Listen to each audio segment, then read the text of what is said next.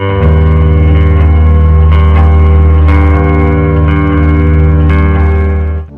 magandang hapon po or gabi sa inyo mga kaibigan. Latest weather update po tayo ngayon, February 25, 2024. Pero bago tayo magpatuloy, pa-like and share naman po bilang suporta sa ating YouTube channel. Hypnosis po natin mga kaibigan ngayong hapon po or magagabi ng linggo, no?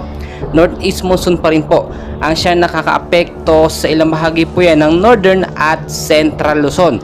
May easterlies din po tayong binabantayan sa ilang bahagi po ng ating bansa. Narito po ang latest weather forecast condition natin. So maging handa po tayo sa mga lugar na posible pong tamaan nitong mga northeast monsoon at easterlies. Sa area po ng Eastern Samar, Samar at Northern Samar, maulap po na panahon at posible pong magkaroon ngayong gabi ng mga rain showers or thunderstorms. So dala po yan ng easterlies. Maging handa po tayo sa posible nga pong landslide, no? At gayon din sa mga pagbabaha dyan sa mga lugar po na aking nabanggit. Tulad ng aking sinasabi mga kaibigan, wala naman po tayong binabantayang bagyo sa loob ng Philippine Area of Responsibility, pero maging handa pa rin naman tayo anumang oras.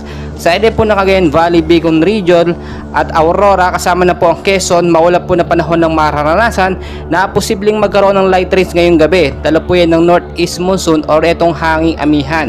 Wala naman po yung epekto masyado or significant impact, pero maging handa na rin po tayo kung aalis kayo ngayong hapon or ngayong gabi. Sa Metro Manila at ilang bahagi po ng Luzon, no, isolated light rains ang posibleng maranasan ngayong hapon hanggang sa gabi. Dulot po yan, no, nitong northeast monsoon. So wala po yan significant impact, pero maging handa pa rin tayo. Huwag alayin po magdala ng payong jacket, kapote kung kayo po aalis ng inyong mga bahay para handa po tayo lagi.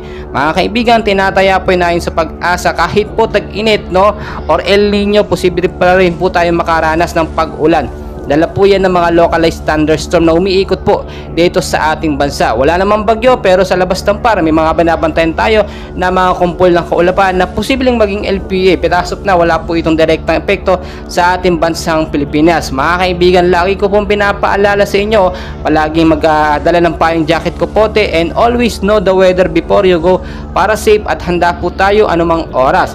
Please mga kaibigan, pa-like and share naman bilang suporta sa ating channel.